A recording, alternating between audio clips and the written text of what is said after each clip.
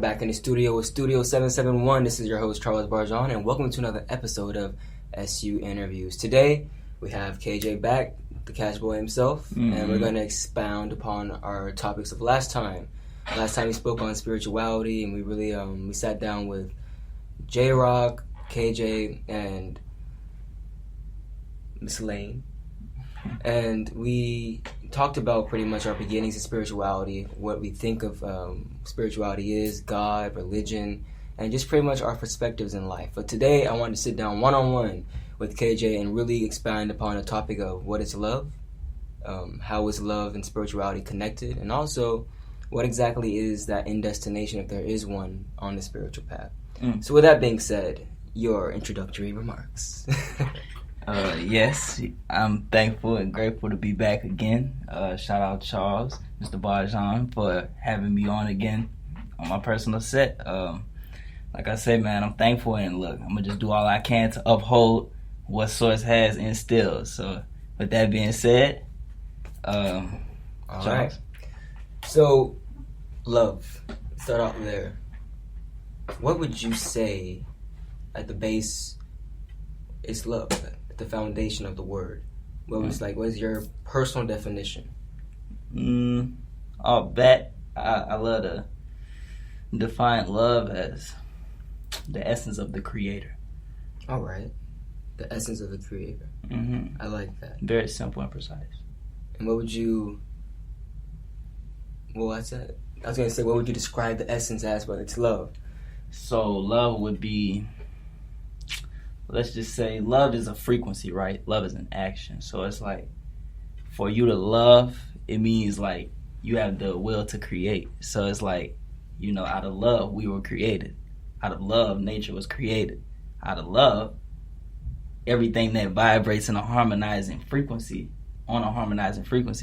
is love. So it's like everything that's in tune and right in tune is love, honestly.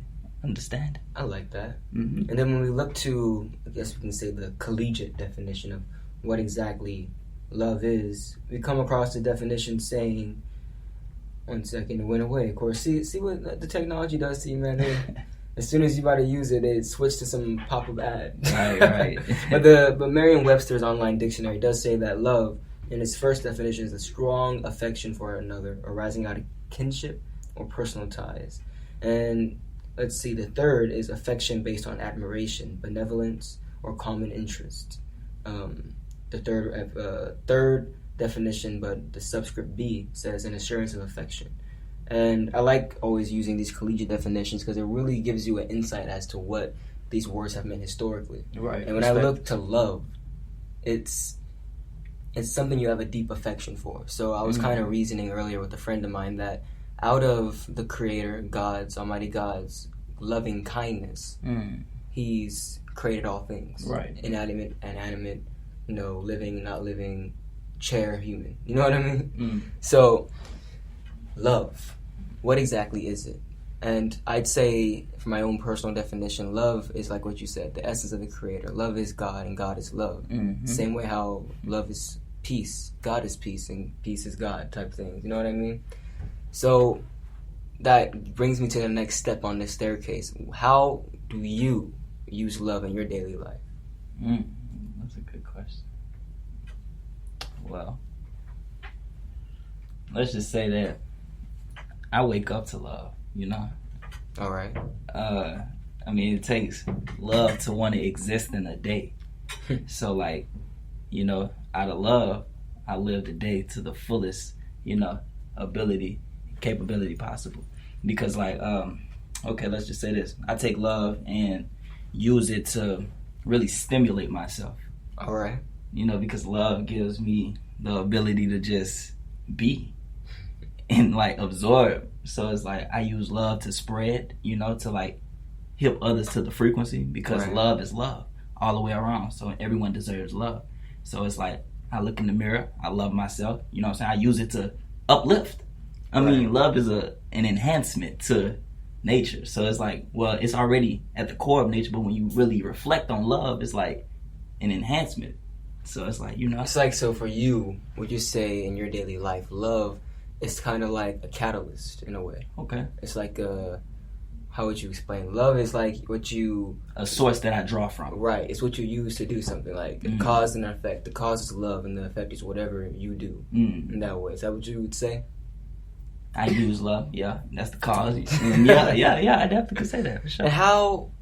Now, when you're relating to people throughout the day, how is it that you, I guess you can say, practice love in that way? How do you use love in your relationships and your networking and your connections? Okay, that's good. Well, for sure, I tell the truth, you know? All right. The honest truth about... That is a form of love, actually. A lot of people these days like to be deceptive and manipulative and very deceiving, and through their... what they might mistake as love, it might be hate. Because to me, in my opinion, it's on the same spectrum, love and hate. Because it's really just a spectrum of passion, right? So a lot of people think they're loving, but they're really hating, and they tell lies, and they tell like falsehoods, or they'll tell what they call a white lie, and they think that, oh, since it's a white lie, it must not be a lie, or a lie is a lie. Right. You know what I mean? Like a dog is a dog. Right. So, but not to take you off course. For sure, like coming up and meeting people on a day-to-day basis, the way that I practice love would be just to first, like I say, love myself and like make sure that I'm in my element to be able to give love. So it's like whenever I come into contact with other beings, it's just like I choose to uplift them, even though they may not see why, or like why I like rub off the way I do to them. I just, you know what I'm saying, give off a vibration to it. It's like, you know, I like this about you, you know, and we just exchange communication. Like I feel like constructive communication is love between the species that we are, you know what I'm saying, because we are very intimate beings. So it's like in any form or fashion, like in any way that we're able to express love to one another is like the way that I practice it. So like my lover, I would express love differently, but you know, somebody that I see different levels of love, is different levels. So it's different like depths, you know. So like I go into each depth as it's necessary. Let's just say that. All right. You know what I'm saying? And would you say love it kind of depends upon your word choice, perhaps? Like say what you say and how you say it type things. How would that carry over? How would that transcribe into your methods? I like that. Okay, so what you said earlier was detrimental. You said truth is a form of love, correct? Right. So by word choice, you like shout out to my partner and owner Rondell Thomas. He put me on game. He was like, well, you either could tell the truth in love, you know what I'm saying, or you could tell the truth in a way that you know you about to get a reaction. So like on some shit where it's like, I know I'm about to trigger this person by what I'm gonna tell them, but it's still the truth. Or you can be like, in love, you know what I'm saying, I tell the truth this way. So it's like word choice. It's just you want to use words that comprehend love. You know what I'm saying? Right. And I like that you said that because, and if you're a loyal and faithful listener, you're going to recognize this throwback, this flashback to an old podcast. And it's back when our friend DeBrandon was still a host on the show. And we were talking about Donald Trump and John Bel Edwards. And the topic was communication. And we had a disagreement. DeBrandon had the opinion that communication, to paraphrase his thought, and also DeBrandon can always come and clarify his own words whenever he wants. Open leaf, olive branch to you, DeBrandon. And it's really that, basically his premise was that communication in a way can't change based off where you are. You can't change how you communicate because of an audience. And my argument was that you can relay the same exact message to different people based off how you change it. So we're opposite of each other. My thing was saying, because we were talking about John Bel Edwards, and because he's a moderate politician, meaning he's in a state like Louisiana, which is typically red, Republican. And we were talking about how he's able to navigate both on that blue side and the red side within the state of Louisiana. And how exactly is he doing that? And I said, well, when he's speaking to Southern University, he speaks a certain way. But when he goes to LSU, he speaks a different way. As a politician, too, that's just his job, to have that multifaceted, you know what I mean? And I told the example of, like, if I were to give a speech in New Orleans and say, like, introduce myself and who I am, my vernacular, my vocabulary, my word choice might be different. So I'm in New Orleans.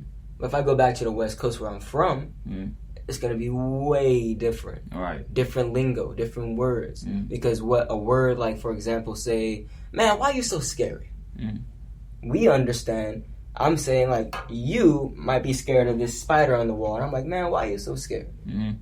I go to California and I say that, what do you mean, why am I scary? You know what I mean? They don't understand. Right. What is it? So, with love, okay, you can relate things on a different way. Out of love, I can be like, man, why are you so stupid? You are the most idiotic person I know. Why are you eating that pork? That's stupid. You are stupid. You know what I mean? Out of love, I'm telling you that because I care about you so much that I want you to stop eating that animal. But I can say it a different way. See, I was just about to counter. You know I can be like, yeah. Hey, my brother, like, just so you know, that animal is not healthy for you at all. Out of love. It has high sodium, high blood pressure, cancer. So many different things can happen to you based off that animal. Now, I don't want to get in the way of your lifestyle, but I'm just making a recommendation for a better and healthier life just because I care about you. Right. You know what I mean? That's love. So, like, reason upon that. You know what I mean? A lot of times we call it code switching, but I don't really like that word because code switching implies that you're making you're not being yourself. I was losing that authenticity. You dumbing down to help others understand. Now, I wouldn't necessarily say that, but like, okay, I like the new topic that's trending. Basically coming down from where you normally vibrate. Like you just said, quote, dumbing yourself down. In a sense, now it's levels. Right. It's levels. It's levels. So it's like, I out of love, I tell somebody, like, okay, let's look at it like this. Whoever I come upon, it's like, I usually know what I'm dealing with when I'm talking to that person. So it's like, out of love and understanding, I'm going to tell you in a fashion, whatever I want to get across, to where I think you might be able to understand. Now, if you're not, then that's as far as I'll go. You know what I'm saying? I'll just let you learn on your own, because I feel like as long as you at least attempt out of love to show somebody the light, it's up to them to see it. Like they always say, you can't, you know what I'm saying? Free will. So it's like, you can't make the horse drink the water. So it's like, out of love, man, you look out, you know what I'm saying? I'm here, but like, it's up to you to, come meet me on some shit. So it's like, yeah, man, like, love is really levels. Love has a life. So it's like, you have to actually love yourself to understand the life that love beholds. Because, like, it's like I said, it's again levels. Like, love is a divine frequency. So it's like, in it being divine, it's an infinite, let's say, passion. It's an infinite, connection. Right. Like, love is energy. Like, it's a chosen energy. So it's like, and it's the most high energy. Right. So it's like, you take it as it is, and hey, you have to like really structure yourself and teach yourself how to love, because 9 times out of 10 growing up black, out here in America, we're not really fortunate to have a situation where we're properly showed every attribute of love as we, feel we deserve. So I feel like that's what gives us the power, because it's like, we still have to teach ourselves regardless, you know what I'm saying, how to love. So it's like, okay, now I'm about to really understand, because like I'm not really being, I'm not really being pacified in a sense. I'm showing myself how this goes, so I know for myself, like, this is the love I deserve. This is the love I need. So like I say, it's all about understanding yourself, knowing thyself, loving thyself to understand the levels of love. And, and then I like when you say that self-love, and it makes me want to go, from 1 to 2, from 6 to 7. How do we go from self-love, so now that we know the love of ourselves, right? How do we now give that to others? Okay. How do we now use that internalized self-love to now give love to others in a daily way? Speak love. What does the sage KJ have to say? Okay. Taking the internalized love, you should wear it for sure. be it, pretty much. Be it, that's the right word. Be it, inside and out. And shit, like, just really choose to help, I guess you could say, choose to help others understand a form of love, because they may not understand the way that you love yourself, but they may be able to understand the form of love by, let's just say, sparking a conversation about what is love to you. Right. Making one think, It's almost like the best way to do so is kind of like what I'm taking from what you're saying. It's like two ways in a way. The first way I got from what you said was being it. Emulate love, and then your light's going to shine on somebody else, and they just might start shining themselves, And the second way was kind of like teach it. It's like, all right, well, if I can't actively be it all the time, let me teach you about love through a conversation. Like, you know what I mean? That's what it kind of sounds like. And I agree, because I'll give an example.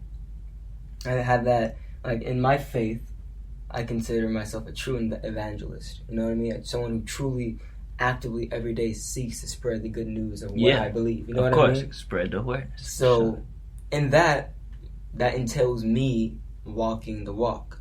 If I'm gonna be a dog, I'm gonna bark. If I'm a lion, I'm roaring. You know what I mean? So, by me actively being my faith, being a physical embodiment of what I believe, my set core beliefs, and I'm walking around every day being this light,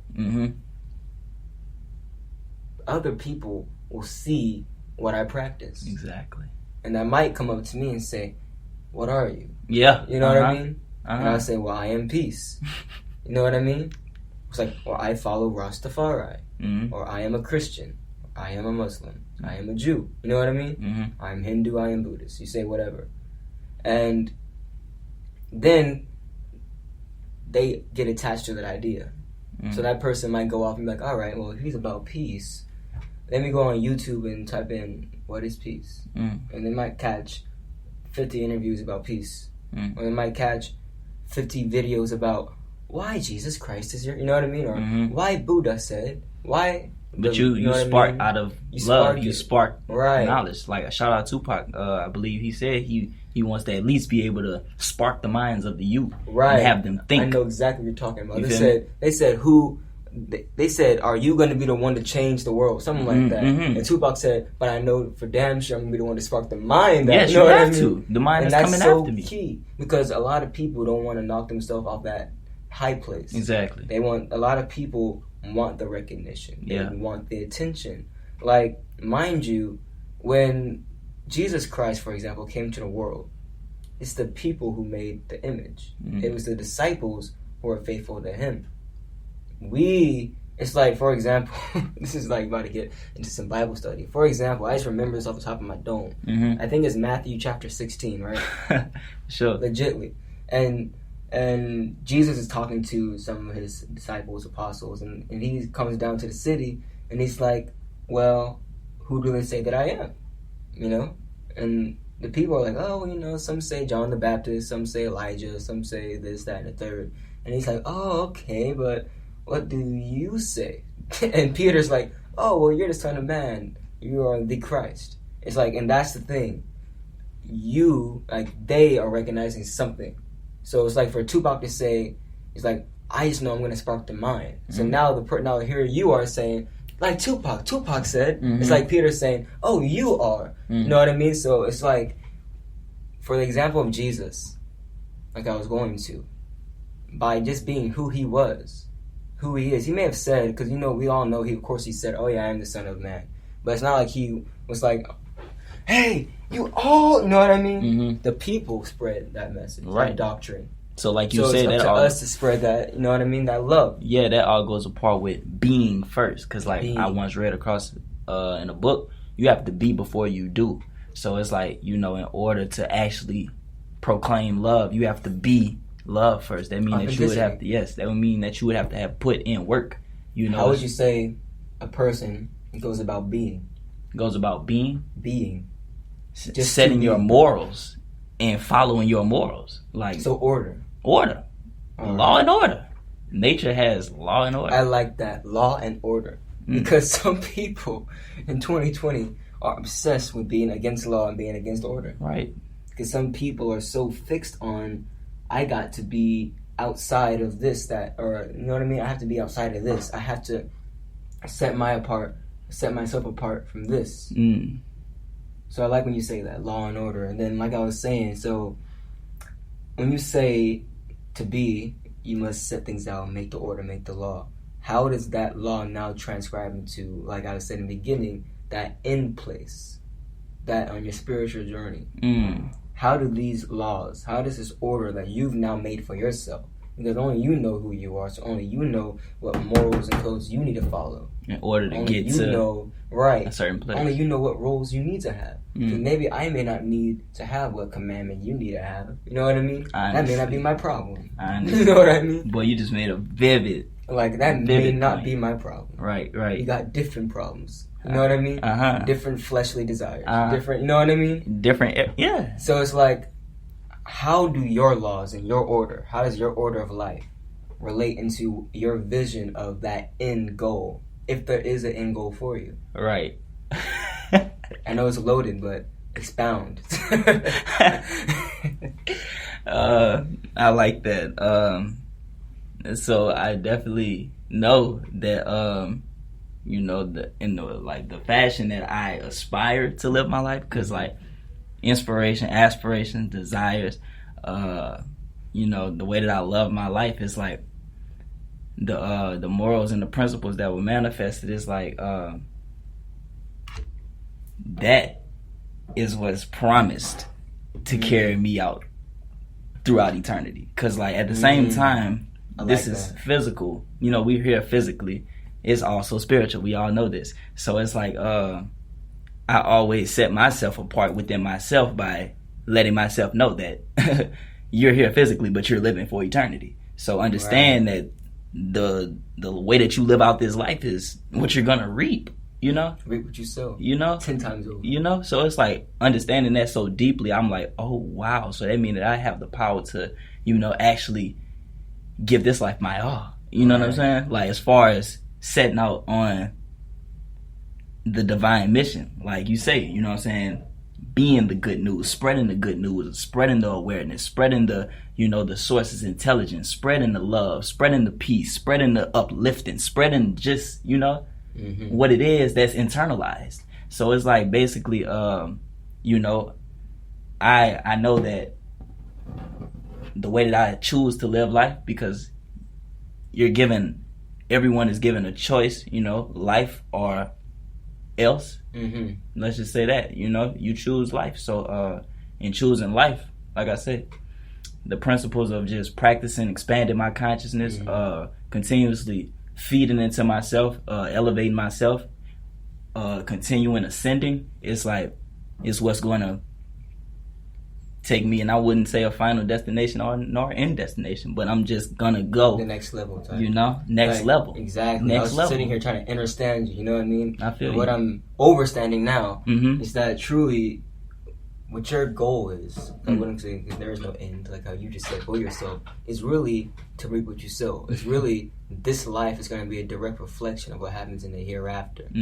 And you saying that made me think of something I tend to say a lot. I find myself saying a lot. And it's that you came to the world to lose your soul. Or no, don't gain. A lot of people do that. But the true emphasis is don't gain the world to lose your soul. Don't manifest yourself into a physical place only to forget why you manifested yourself to the physical place. Right. Why exactly are you here? Right. And I was also sitting here reflecting when you're talking, and I got this image. And it's like, you look into yourself, right? And you're a universe inside. Underneath your skin, imagine yourself inside as just a universe. Stars, galaxies, you are the universe, and universe is you. Micro. You know what I mean? Yes. Microcosm, macrocosm. Yes. Indeed. Yes. And then you're sitting there, and all of a sudden, you get a pain in your stomach. You get an itch on your skin. And it's like, that represents like that reminder of where you are. Your flesh physically. serves exactly your physical. Your flesh serves as a reminder. Balance. You know what I mean? It's like, by the way, you still haven't conquered this, that, and the third. So this is why you're still here. Honestly. Like, this is why you're still going through this trial. Yeah. Like, you can't really fly over. Right. Because it's like, And then I just take it to a whole. I took it to a whole other line level right now in my mind, and it's like once you what would you say would happen once you do conquer that? Because a lot of the times our anxieties, our stresses, our worries is that representative of that pain in your stomach, like I said, that itch on your skin.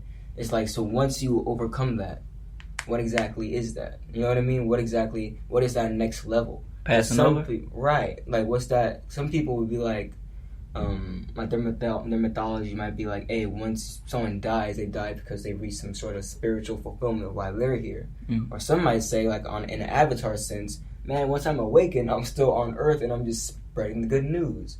What would you say is that symbolism or that physical manifestation of you completing, not even completing, you reaching the level of what people would call like an avatar, a sage, you having what you would call the most wisdom on Earth that you could possibly obtain? I like that. What would you say is that after? You know what I mean? What comes after KJ learns it all? You know what I mean? Okay, I like that. Even though that's low-key impossible. It's impossible. So that's the beauty in it, right. You know, because it make you respect who you about to pass, where you about to pass over to. You know what I'm saying? Right. So it make you respect everything that you live for, because you don't know it all. Like, you don't know what's about to happen. Honestly, there's a source that knows what's gonna happen, but it's like, so it makes you submit automatically to spirit. It's all been written down. You know? So basically, I would say that that point, like, I would never, well, I ain't even gonna say never, I know that it's impossible to reach full on spiritual enlightenment. So I guess I can say that my checkpoint in this lifetime before I pass over to eternity would be to, you know, have did all that I possibly could as far as my soul can take, you know? You know, because it's like, when you look at it, the soul, it has, I ain't gonna say it has a limit, but it has an endurance. You know what I'm saying? Like, I was just talking about that. It's gonna, like, your soul is gonna cry out when it's ready. I'm ready to rest, you know? I didn't put it all on the line. I didn't do what I had to do. You know, I feel that for source, you know what I'm saying? And it's like, you'll never go out and be like, I'm done spreading the truth, because you always gonna be a truth teller. Or you always gonna be a spiritualist. You know, so it's like, no, I'm not retiring, but I'm respect my peace. Respect me going off the grid. You know what I'm saying? When I choose to. So it's like, I feel like when I get to that point, the physical manifestation would be me ruling my empire. Because it'll get to a point where the empire is built and I have to rule. So I say discernment time. You know, wisdom, pretty much what you're saying. Now it's time to be wise. It's time to be wise. It's time to just rule. That. You know, look out for the generations. It's like you've been the physical embodiment of love. All right, now let me embody wisdom, type of thing. I like that, and I really liked when you said your soul has an endurance. And I was saying that because I like that because you come across these spiritual battles, these warfares that. It's the way I can make an example of it. You know, like, for example, you might have somebody in your life and they might come with some type of or form of energy that really disrupts your day. Or a family member might pass away and now you have this heavy feeling on you. Or you might give the best sermon of your life and you're just physically tired. And the point is that these may be spiritual wars. These may be spiritual battles. These may be spiritual things. But the flesh itself often gets weary too. Even though the flesh didn't do a thing. You know what I mean? That's why I like when you said our soul is going to want to cry out eventually. It's like, lay down. Rest. And Damien Marley lyrics like, proper nutrition and resting, I'm suggesting is the best thing. You know what I mean? He said, I'm suggesting, what did he say? Man, that dude's a master lyricist. I can't remember. But he pretty much said proper nutrition and resting. I'm suggesting cease all your meat digesting, infecting your upper and lower intestine. Something like that. But the point is, proper nutrition and resting. Resting. Knowing when to rest and knowing when to work. Because at the same time, like I said in one of my creations, no time to be a ragamuff. I have to get up. You know what I mean? can't be someone laying in my bed all day. I can't rest too much because you have to work. And balance takes me to another thing. I don't want to work. I just want to serve. You know what I mean?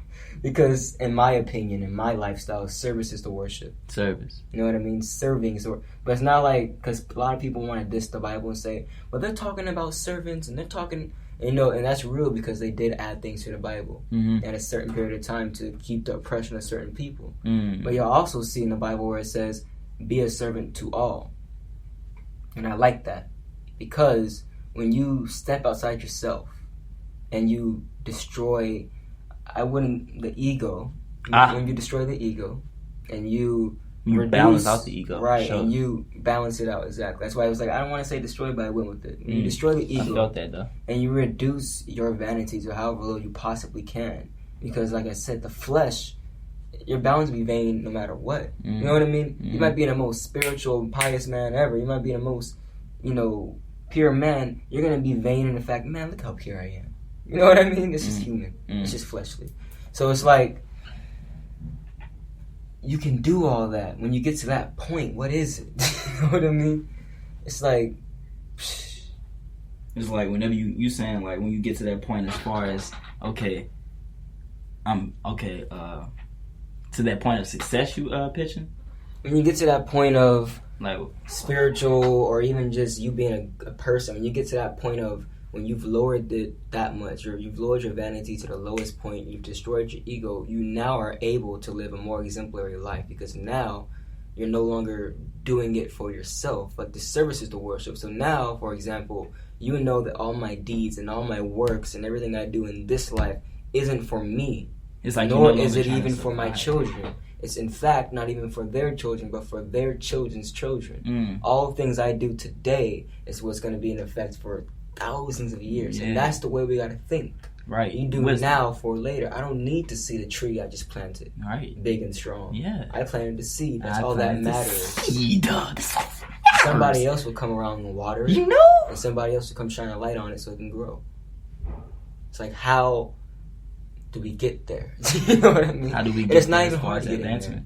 But how would you say, like, what is your response to that? And then also, how would you say we get there? How would you say, like you said, advancement?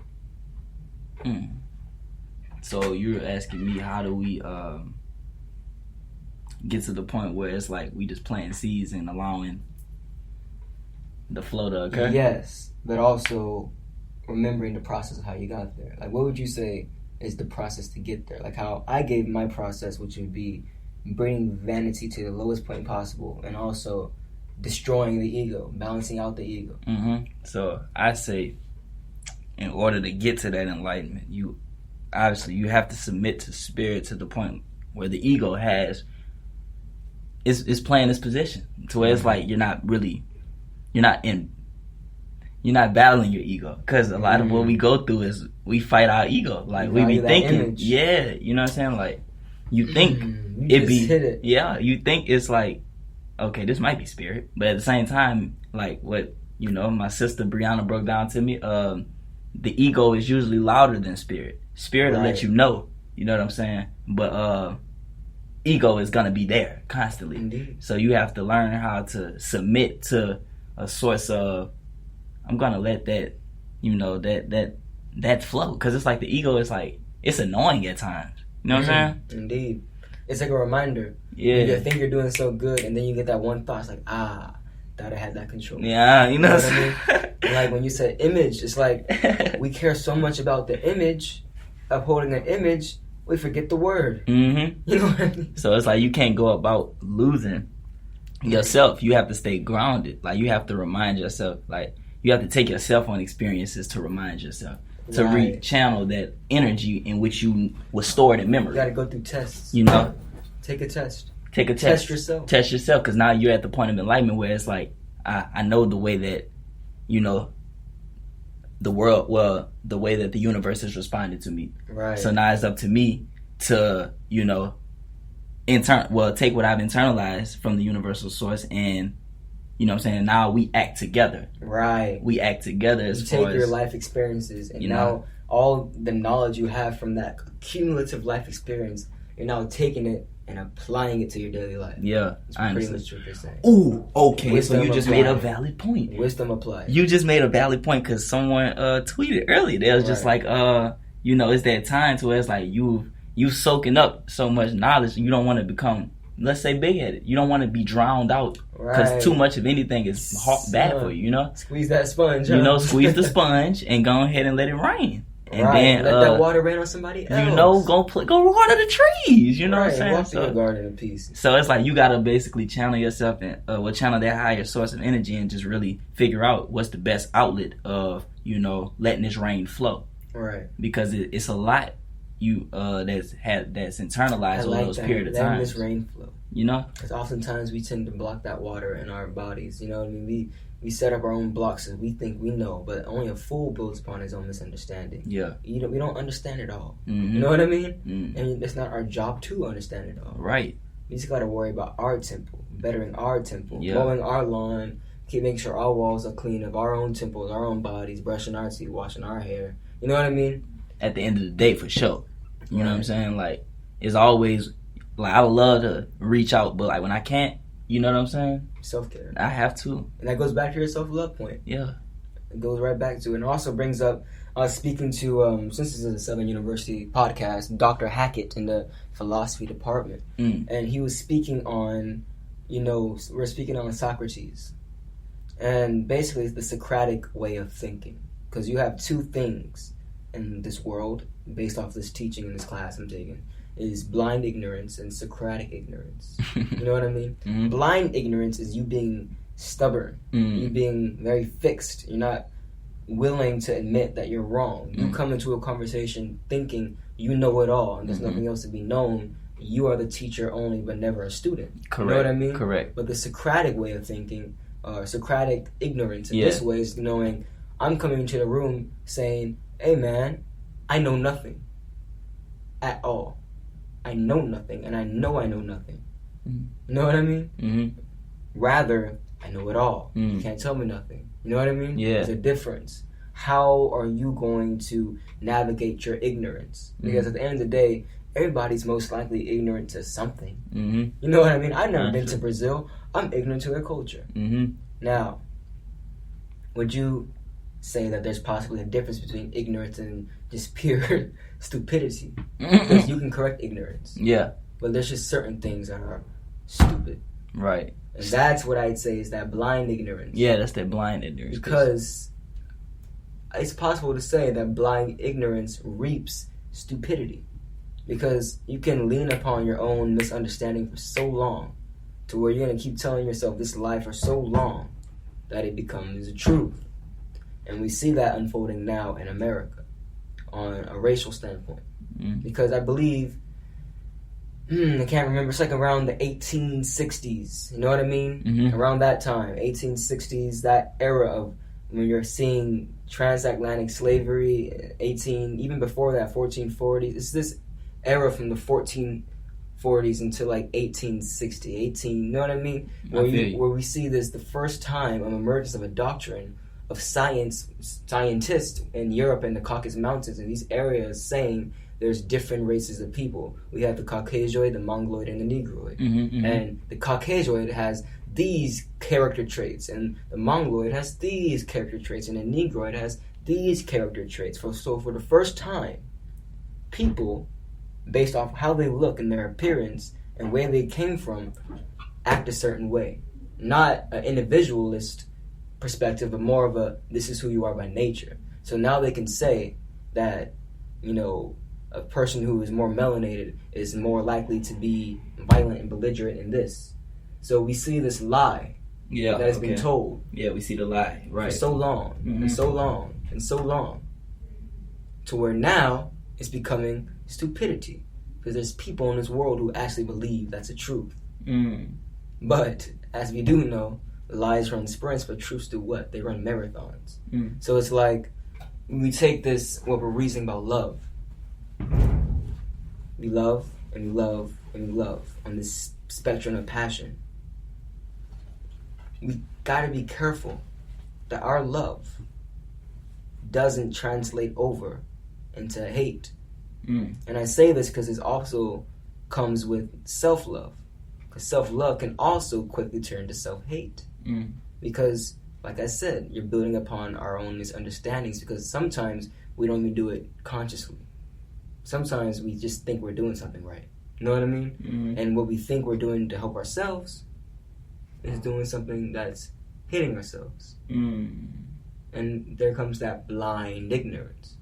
Something that you're stubborn. To. And that's, everybody has that thing about themselves. I can admit myself, I have some sort of like levels of blind ignorance. And we also have other areas of Socratic ignorance. So could we agree upon blind ignorance being you feeling it intuitionally, but, you know, still going against the grain?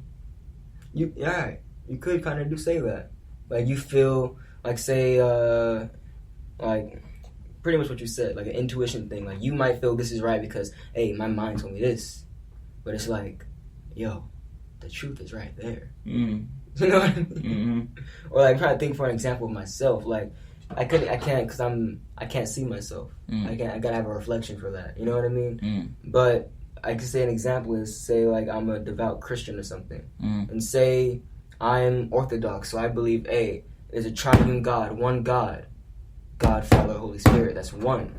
Then say I talk to some form of a Protestant, and they're saying another thing, and say like since we're so both in our own blind ignorance, they're saying, man, there's 3 different people. There's the God, Son, and the Holy Spirit. I'm like, man, there's one person. Watch somebody walk up with the truth and be like, man, dude, 7 pieces. You know what I mean? But here we are arguing about 3, 1, 7, 7, 4, 6. You know what I mean? It's like everybody's so, you know what I mean? Yeah, wound up on that. So it's almost like, I guess a great way to summarize this whole podcast could be the quest to truth. Because as you said at the beginning, truth is love. Honestly. Truth is love, truth is light. Right. That's like the next discussion. Light. And light energies. And light workers. You.